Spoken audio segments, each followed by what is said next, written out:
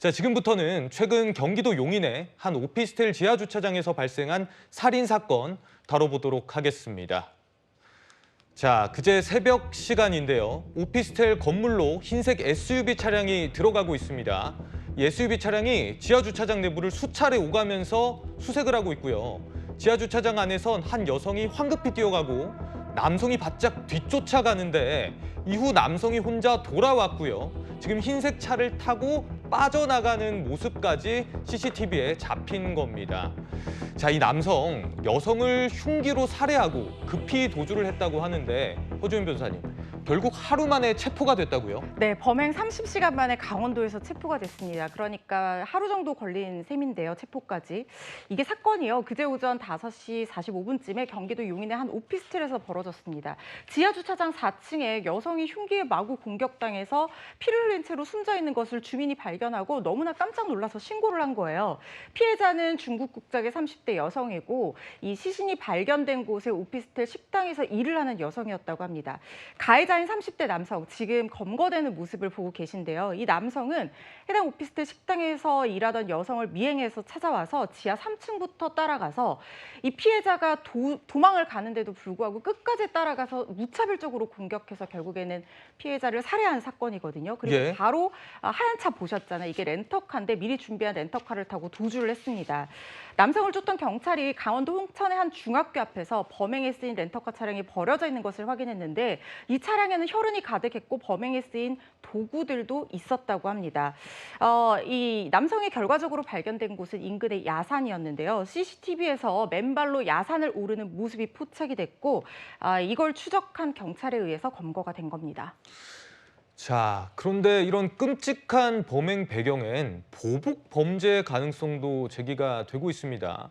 경찰 조사 결과 허주연 변호사님, 이 30대 남성이 피해자로부터 범죄와 관련된 신고를 당하자 앙심을 품고 치밀하게 범행을 계획했다는 소식이 알려졌어요. 네, 범행의 어떤 수법이 굉장히 잔혹하기 때문에 처음 사건이 일어났을 때부터 이것은 원한 관계에 의한 살인이 아니겠느냐 이런 추측이 좀 조심스럽게 제기가 됐었는데 이들의 관계를 좀 조사를 해봤더니 두 사람이 몇 년간 알고 지낸 지인 사이라고 합니다. 그런데 지난 5월에 피해 여성이 이 가해 남성으로부터 범죄 피해를 봤다 이렇게 신고한 이력도 있고 그러니까 또 지난 6월에는 이번에는 가해를 한 30대 남성이 사망한 여성을 상대로 또 범죄 피해를 봤다라면서 신고하면서 두 사람이 계속해서 갈등 관계에 있어 왔던 정황이 포착이 됐다는 거예요. 그렇군요. 이 사건이 각각 입건이 돼서 조사가 진행 중인 상황에서 이 끔찍한 범행까지 벌어지고 만 겁니다. 네, 이 피해 여성은 경찰 조사 중 살해를 당하고 만 건데요. 이 가해 남성이 피해자가 일하는 곳을 소송 서류로 알아냈다고 하더라고요. 이게 사실은 예전부터 굉장히 문제가 많이 됐던 부분인데 일단 이 남성이 피해 여성의 집 주소와 집 주소를 어떻게 알아냈냐면 이 소송 서류하고 이 소송을 제기를 했던 거예요. 그러니까 피해 여성의 가족에게 소송을 제기를 하면 민사 소송을 제기를 하면요. 집 주소나 이런 것들을 모르더라도 일단 최소한의 정보를 가지고 소송을 진행을 하면 이 소송 서류가 집에 송달이 돼야 되기 때문에 법원으로부터 보정 명령을 받아서 이 소송을 제기한 사람이 피고의 집 주소가 적힌 주민등록 초본이라고 하는 것은 이사 내역까지 다 나오는 거거든요. 예. 이거를 발급을 받아볼 수가 있게 됩니다. 이거는 피고의 동의 여부와는 전혀 상관없이 법원의 명령에 따라서 확인을 할 수 있는 서류인 거예요.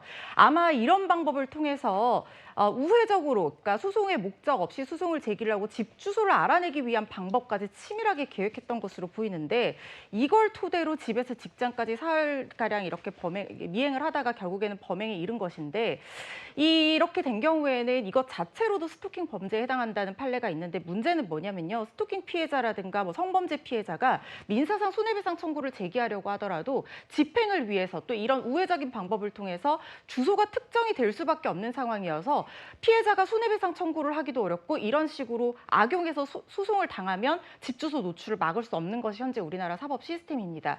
그래서 어떤 성범죄 피해자라든가 스토킹 관련해서 갈등 관계에 있어서는 집 주소를 특정하지 않기 위해서 이 안전 주소 같은 것들로 뭐 가림 처리를 해야 되는 것이 아니냐 이런 얘기들도 나오고 있고 법을 개정하려는 움직임도 사실 2019년부터 있었거든요. 그런데 이 부분이 지금 바뀌지 않고 있는 부분입니다. 이번 범행의 가해자도 이런 것들을 악용해서 피해자의 집 주소를 알아내서 범죄를 저지른 상황 같아서요. 이게 프랑스 같은 경우에는 특히 성범죄 피해자가 민사소송 진행할 때 그 주소를 별지로 보관하도록 해서 이 가해자, 성범죄 가해자에게 손해배상 청구를 할 수 있다고 하더라도 주소가 노출되지 않도록 조치를 취해주거든요. 우리나라도 이런 조치를 도입하는 것을 좀 적극적으로 논의해봐야 되는 것이 아닌가 싶습니다. 예, 분명한 대책이 필요해 보입니다. 속보 전해드립니다. 보호관찰 대상이던 40대 성범죄자가 어제 오후 충북 청주에서 전자발찌를 훼손하고 도주해서 공개 수배 중입니다. 지금 모습을 보여드리고 있고요. 키 180cm에 몸무게 70kg가량, 앞머리가 짧고 짙은 쌍꺼풀의 마른 체형입니다. 어두운 색 모자와 상하이를 입었다고 합니다. 적극적인 신고와 제보 부탁드립니다. 저희는 60초 후에 뵙겠습니다.